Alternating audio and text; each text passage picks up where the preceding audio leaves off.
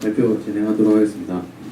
네, 저희는 스마트 드론 보급 시스템을 개발을 하였습니다. 네, 발표 목차는 팀 구성 및 역할, 그리고 프로젝트 소개, 시스템 구성 및 설계, 그리고 마지막에 프로젝트 구현, 그리고 마지막으로는 후기 및 Q&A 시간을 갖도록 하겠습니다. 네, 저희 팀 구성입니다. 여상필 조장을 필두로 저희 총 5명이서 열심히 구현을 했습니다. 여상필고는 데이터베이스와 MQTT 그리고 안드로이드를 주로 했고요. 그리고 신승호군과 장상혁군은 GCS 설계와 드론의 실질적인 기능을 담당을 하였습니다. 그리고 서형철군과 저는 웹과 데이터베이스 설계 그리고 화면 구성을 구현을 했습니다. 네, 저희 프로젝트 소개하겠습니다. 저희 프로젝트 선정을 했었던 주제는요, 미국의 스모크 점퍼 부대를 모티브로 했습니다. 스모크 점퍼 부대란 미국에 산불이 났었을 때 초기 대응을 위해서 투입되는 부대로 알려져 있습니다. 해당 소방관은 2인분의 비축 식량을 탑재한 뒤에 현장에 낙하를 하고 거기에서 맞불을 놓는다든지 아니면은 실시간으로 투입돼야 되는 곳으로 유동적으로 할 수 있게끔 하는 소방관이고요. 그리고 헬리콥터는 그 위에서 실시간으로 위에서 아래를 바라볼 때 어디에서 적재적소에 어떻게 대응을 해야 되는지 판단을 하게 됩니다. 네, 이거는 이제 미국에서 스모크 점퍼가 있어야 하는 이유였었는데요. 미국에서는 방대한 영토를 가지고 있습니다. 그래서 신속하지 못한 대응이 있습니다. 그래서 대응을 신속하게 하지 못하면 그에 대해 인명과 재산 손해를 입을 수가 있겠죠. 근데 이거를 대한민국에서 적용을 하면 어떨까 생각을 했습니다. 대한민국은 작은 영토를 가지고 있습니다. 하지만 심각한 교통체증을 가지고 있습니다. 그에 따라서 대한민국도 역시 신속하지 못한 대응을 하게 된다면 막대한 인명과 재산 손해를 입을 수 있습니다. 하지만 여기에 드론을 탑재를 한다면 어떨까 시뮬레이션을 해봤습니다. 드론을 탑재하게 된다면 교통체증을 해결할 수가 있습니다. 그래서 신속한 대응이 일어나고요. 그에 따라서 인명과 재산 손해를 최소화할 수 있습니다. 그래서 저희는 총 3개 부분으로 나눠져 있습니다. 안드로이드 부분과 그리고 웹, 그리고 GCS 부분으로 3가지로 나눠져 있는데요. 안드로이드 부분은 요청 대원의 부분입니다. 요청 대원은 실질적으로 현장에 나가서 그 상태를 파악하고 관제소, 즉 웹에다가 데이터를 실시간으로 요청을 하게 됩니다. 그 뒤에 관제소에서는 GCS, 그리고 즉 드론 담당자에게 이 상황을 알리고 이 상황을 드론 담당자가 처리할 수 있도록 하는 흐름을 가지고 있습니다. 시스템 구성 및 설계를 말씀드리도록 하겠습니다. 방금 말씀드렸던 것과 같이 저희는 로그인을 가장 먼저 시작을 해야 됩니다. 로그인을 하지 않으면은 이 기능을 사용할 수가 없는데요. 저희는 회원 가입제가 아니라 등록제, 즉 훈련받은 사람들에게만 이 서비스를 제공하고 있습니다. 그래서 맨 처음에 현장 요원이 요청 담당자, 즉 웹 관제소에게 요청을 합니다. 그럼 요청을 조회할 수가 있고요. 그 요청 위치를 확인하고 요청을 수락을 하는 임무를 가지고 있습니다. 그에 대해 보급 담당자로 넘어가게 되면 보급품을 조회한 뒤에 지금 들어온 요청을 수락을 하고 그 요청된 보급품을 패키징하는 역할을 합니다. 그 패키징한 보급품을 드론 담당자에게 전달을 하고 이 담당자는 해당 위치로 드론을 컨트롤하여 사건을 해결하도록 했습니다. 저희 시스템 구성은 이렇게 되어 있습니다. 앞서 말씀드린 것과 같이 드론과 웹, GCS, 안드로이드 부분이 있는데 이거를 서로 통신하기 위해서는 MQTT 통신 방식을 사용했습니다.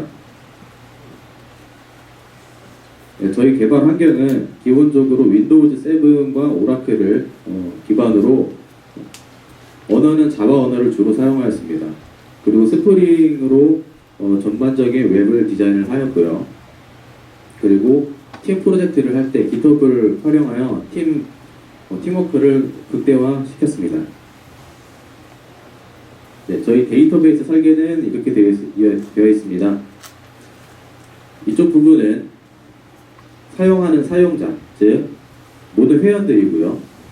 그리고 밑에 부분은 드론, 그리고 드론이 담당하고 있는 미션, 그 위에는 고급 물품들이 가지고 있습니다. 이것들은 두 가지로 나뉘게 되어 있습니다. 리퀘스트는 요청입니다. 현장 대원이 요청을 하게 되면 리퀘스트 데이터베이스로 들어가게 되고요. 그리고 그 데이터베이스를 요청 담당자가 실행을 할 때는 드론 미션 테이블로 들어가게 됩니다. 이거는 각기 다른 테이블에서 어떻게 조회하느냐에 따라서 서로 다른 데이터베이스 값을 입력할 수 있기 때문에 데이터베이스를 최소화하는 데 목적을 두었습니다. 프로젝트 구현입니다. 자, 가장 먼저 요청 대원이 안드로이드 화면입니다. 먼저 로그인을 시작을 합니다. 로그인을 한 뒤에 필요한 물품들을 요청을 하는 페이지입니다. 요청을 했을 경우 실시간으로 구급대원은 처리 상태를 확인을 할 수 있습니다. 처리 상태가 지금 요청을 아직 수락하지 않았는지, 그리고 적재를 하고 있는지, 출발을 했는지를 실시간으로 확인을 할 수가 있습니다. 만약에 드론이 출발을 하였다면 안드로이드 화면에서 지금 드론이 어떤 경로로 어디까지 이동 중인지를 실시간으로 확인을 할 수 있습니다. 그리고 현장에 드론이 도착을 했을 경우 드론의 제어는 구급 대원이 할 수 있습니다. 이는 현장에선 수많은 가짓수가 생길 수가 있기 때문에 현장 대원이 이것을 판단을 하고 드론을 조정할 수 있게끔 설정을 해놨습니다. 여기 보시면 이제 나침판이 있는데 현장 요원은 드론이 30m 상공에 떠 있기 때문에 어디가 앞인지 어디가 뒤인지를 알 수가 없습니다. 그래서 나침판을 활용하여 어디가 북쪽인지 남쪽인지 확인을 한 뒤에 북쪽으로 이동해라, 남쪽으로 이동해라를 실시간으로 조정을 할 수가 있고요. 이동 거리를 몇 미터로 이동을 해라. 그리고 이동한 다음에 상승은 몇 미터를 상승할 건지, 하강은 몇 미터를 상승할 건지 조작을 할 수가 있습니다. 그리고 낙하 버튼을 누르게 되면 드론이 공중에서 낙하를 할 수도 있고요. 지상에서도 낙하를 할 수가 있습니다. 관제소 제어 요청을 하게 되면 지금 현재 드론이 착륙을 할 수 없거나 이미 상황이 끝났거나 다른 상황이 있게 된다면 관제소에게 제어 요청을 다시 하게 돼서 이 드론은 다시 복귀를 할 수 있게 됩니다. 네, 프로젝트 회원 직급에 따라서 페이지를 나눠놨습니다. 요청을 로그인을 했을 경우 일반 사용자, 그리고 요청 처리 담당자, 보급 처리 담당자, 그리고 드론 담당자, 그리고 관리자까지 다 자신이 구현할 수 있는 기능들이 다릅니다. 빨간색으로 테두리 된 부분은 모든 공통적인 페이지고요. 그리고 노란색으로 표시한 기능들은 각 직급에 따라 다르게 나타나게 됩니다. 네, 이건 요청 담당자의 페이지입니다. 기본적으로 아주 깔끔하고 심플하게 되어 있습니다. 이는 한 가지에 집중을 하라는 의미에서 추가적인 기능보다는 실시간으로 데이터베이스를 받아오느냐, 어떤 데이터베이스를 요청을 받아오고 그 요청이 어디 있느냐를 가장 먼저 확인할 수 있게 해놨습니다. 여기 보시면 위치 확인을 하게 되면 요청 담당자는 지금 현재 들어온 요청이 어디에 위치해서 왔는지를 확인을 한 뒤에 수락을 할지 거절을 할지 확인을 선택을 하게 됩니다. 요청 물품 또한 지금 어떤 요청이 들어왔는지 몇 개의 요청이 들어왔는지 또한 확인을 할 수가 있습니다. 이거는 이제 보급 담당자의 페이지입니다. 요청 담당자가 요청을 수락했을 경우 보급 담당자에게 데이터가 넘어오게 됩니다. 이 데이터들은 가장 먼저 들어온 요청 시간을 기준으로 해서 정렬을 하게 되는데 패키징을 하고 있는 건지, 패키징이 완료가 되면 완료 버튼을 눌러 그 다음 담당자에게 데이터를 넘기게 됩니다. 지금 총 들어온 요청이 중량이 몇 킬로인지 몇 그램인지를 확실히 판단한 뒤에 그 데이터를 그 다음 담당자에게 넘기는 과정입니다. 이것은 마이 페이지 창입니다. 마이 페이지일 수도 있는 거고, 그리고 일반 회원 상세보기 페이지에 들어가게 되면 이와 같이 페이지를 확인할 수 있습니다. 여기 들어있는 게시판은 이 회원이 담당했었던 사건들의 기록들을 볼 수 있습니다. 각 사건들이 다 다르고 미션 완료되어 있는 페이지만이 열람을 할 수가 있습니다. 미션이 거절되거나 지금 현재 진행 중인 페이지도 표시를 하게 되어 있는데 그 페이지일 경우에는 열람을 할 수가 없습니다. 이것은 사건이 마무리되었을 때 나오는 히스토리 페이지입니다. 이 히스토리는 요청이 거절되거나 미션이 완료되었을 때만 히스토리를 남기게 되고 현재 진행 중인 사건들은 이 페이지에서 나오지 않습니다. 그래서 간단하게 검색 기능이 있습니다. 지금 현재 요청 번호, 즉 사건 번호로 조회를 할 건지, 그리고 이 요청자, 담당했었던 담당 직원을 기준으로 검색을 할 건지, 그리고 미션이 완료된 페이지인지, 요청이 거절된 페이지인지를 검색할 수 있는 기능입니다. 이것은 히스토리 상세 페이지입니다. 이 히스토리 상세 페이지에는 모든 정보가 다 들어있습니다. 가장 중요한 부분은 미션 내용입니다. 미션 내용은 현재 완료된 이 사건의 모든 경로값이 들어가 있습니다. 어떤 방향으로 했는지, 어떤 사람이 어떤 물품을, 어떤 드론을 이용해서 사건을 해결을 했는지가 나오게 됩니다. 그 밑에 부분에 가게 되시면 사진이 저장이 되어 있습니다. 총 4개의 사진이 저장이 되는데 이것은 미션이 끝날 경우 어떤 사람이 물품을 가지고 갔는지를 확인하기 위해서 실제 투하했을 경우 사진이 저장되게 됩니다. 미션이 거절되거나 지금 현재 진행 중인 미션에는 사진이 아직 찍히지 않았기 때문에 이 사진은 미션이 완료되어 있는 페이지에만 적용이 됩니다. 이거는 GCS 화면입니다. GCS 화면은 드론 담당자가 조작을 하는 화면인데요.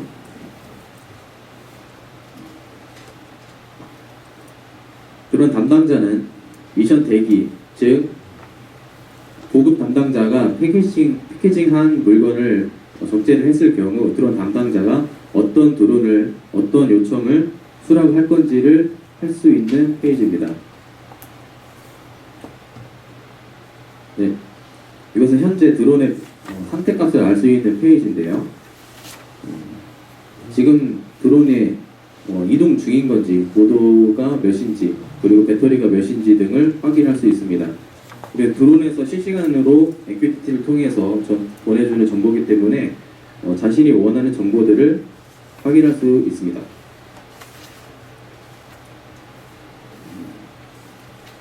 이것은 드론 담당자가 실제로 미션을 확인했을 경우 나타내지는 페이지입니다.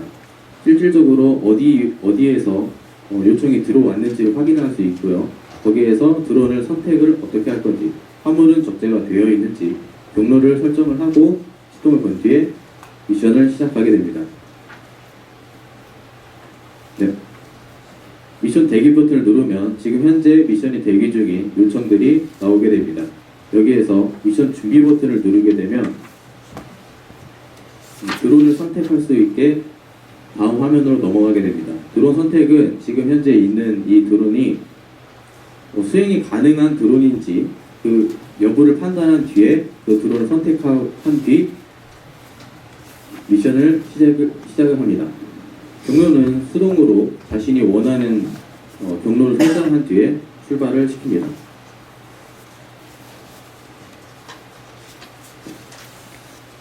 이것은 관제소, 즉 드론 담당자가 실질적으로 드론을 수동 조작을 할 수 있는 창입니다. 아까 좀 전에 앞서 설명드렸던 것과 같이 현장 요원이 관제소에게 요청을 넘기게 되면 여기 있는 컨트롤러로 드론을 수동 조작을 할 수 있습니다. 네, 미션을 시작하고요. 실제 구현 영상으로 더 자세하게 설명드리도록 하겠습니다.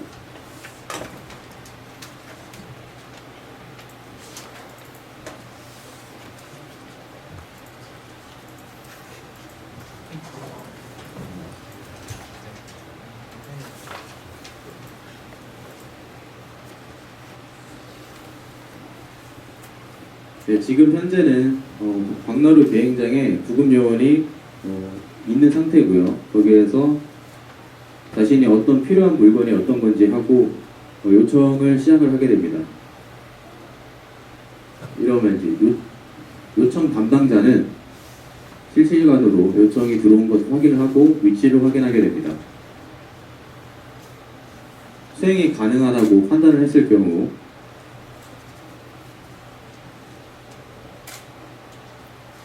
요청 담당자는 수락을 할 건지 거절을 할 건지 고민을 하고 그 다음에 수락 버튼을 누르게 됩니다.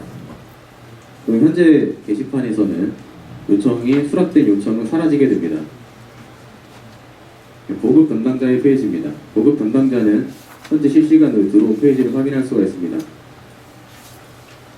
패키징을 하게 하고 패키징 완료를 하게 된다면 이 패키징 완료 버튼을 누르게 됩니다.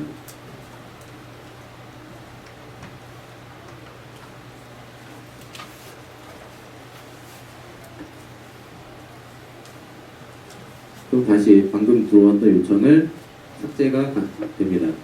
미션 대기 버튼에서 방금 들어왔던 사건 번호 CC번을 미션 준비를 하게 됩니다. 그러면 안드로이드에서 실시간으로 처리 상태를 확인할 수 있습니다.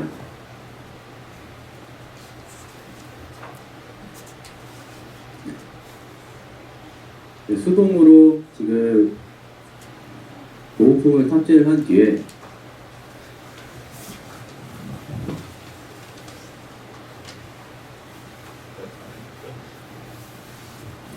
미션을 생성을 합니다.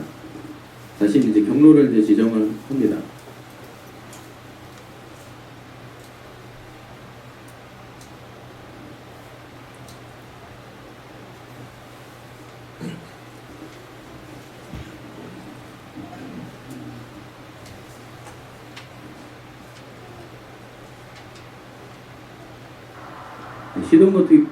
시동을 걸게 되면 현장에서 이륙을 하게 되고요. 현재 상태를 실시간으로 확인할 수 있습니다.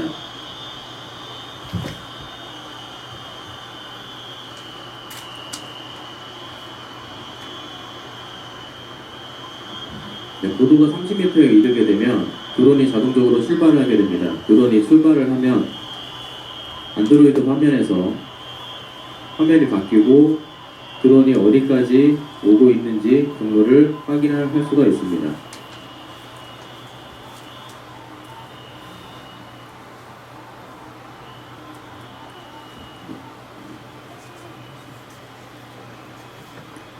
조금 길기 때문에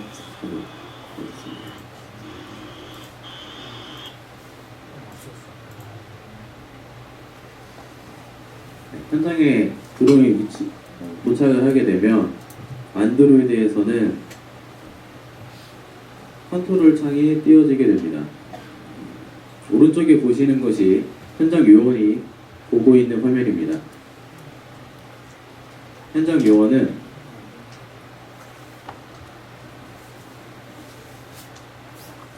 수동으로 조작을 하고 있습니다.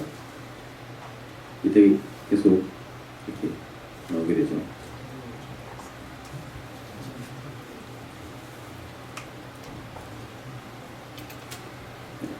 최대 3m까지 하강을 할 수가 있습니다.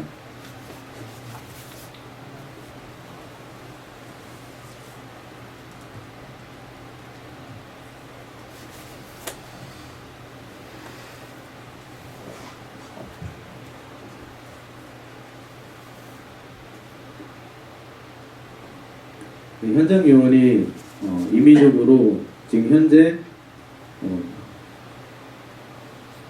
상황이 여력치 않아서 저 위치에서 수동적으로 투하를 하게 됩니다. 투하를 하게 되는 이유는 산간지역 같은 경우 착지를 할 수 없는 경우가 많기 때문에 실질적으로 투하하는 방법이 더 효율적이라고 생각을 했습니다. 그리고 지금 여기 보시는 이 화면이 찍히게 됩니다. 지금 투하를 하는 순간에 1초 간격으로 사진을 저장을 합니다.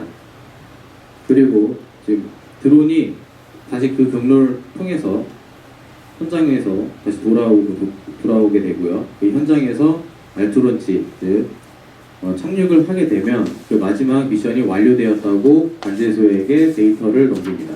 그 데이터가 너무 왔을 경우 아까 보셨듯이 로그 페이지에서 상세 보기 페이지를 보실 수가 있습니다. 또한 좀 길기 때문에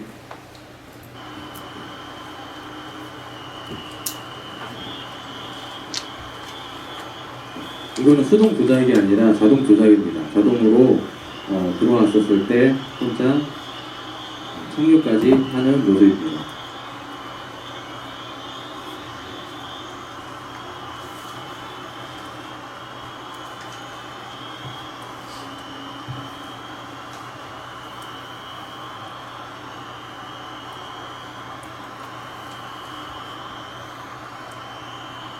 네, 이렇게 착지하는 순간 미션이 완료가 되었다고 관제소에게 정보를 주게 됩니다.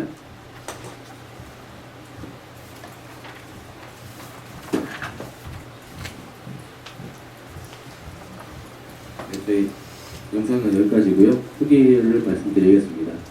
저희는 관제소와 GCS 간의 실시간 채팅 기능을 구현하고 싶었습니다. 하지만 약간 시간이 부족한 관계로 구현하지 못했지만 그 뒤에 다시 이제 하도록 하겠고요. 그리고 관제소에서도 실시간으로 드론 영상을 띄우고 지도에 표시해서 관제소 즉 관리자가 이 화면을 볼 수 있도록 표시하고 싶었습니다. 마지막으로 저희는 코드 최적화를 가장 먼저 했습니다. 저희가 수확했던 이득은 이게 정말로 고객들에게 가장 사용자가 보기 편하고 오류가 나지 않고 그리고 유지 보수도 쉬우면서 가장 빠른 방법이 뭘까를 가장 먼저 고민을 했습니다. 코드를 가장 작게 쓰면서 가독성이 좋고 그리고 사용자가 이것을 사용을 했었을 때 정말 필요한 부분이 뭔가 그 부분을 그 사용자의 입장에서 그리고 관리자의 입장에서 생각을 해서 코드와 이제 프로젝트를 진행을 했습니다. 그리고 마지막으로 프로젝트를 저희가 진행을 할 때 자기가 맡은 바가 있었지만 그 부분도 그 책임감 있게 충실히 기쁜 마음을 해준 팀원들 너무 고맙고 그리고 보이지 않는 곳에서 힘을 많이 써주신 선임들과 교수님께도 정말 감사의 말씀 드리고요. 저희 프로젝트가 아직 완성이 저희 욕심만큼은 안 됐지만 그래도 이 정도 기능이 구현돼서 정말 좋다고 생각합니다. 네, 감사합니다.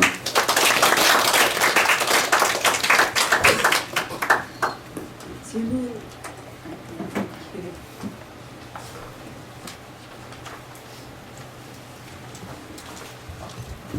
네. 아까 전에 미션에 운용된 부분을 선택하던데 네. 그 부분을 선택하는 건 어떤 부분인가요? 저희가 이제 데이터베이스로 접근을 할 때 모든 필요한 데이터를 다 넘겨줘서 그 데이터베이스 자체를 다 바꾸게 됩니다. 그래서 지금 현재 데이터베이스에 드론이 만약 100개가 있다고 가정했을 경우 그 데이터베이스에 지금 현재 상태가 어떤 건지를 판단을 하게 됩니다. 그 상태가 이용이 가능한 상태인지 그리고 그 드론이 감당할 수 있는 중량이 3kg라고 하면은 지금 요청 들어온 게 3kg 내외에 있다고 하면은 그 정보를 전부 다 가지고 오게 되고요. 고장이 나거나 그 배터리가 좀 충분하지 않거나 그럴 경우에는 나타나지 않습니다.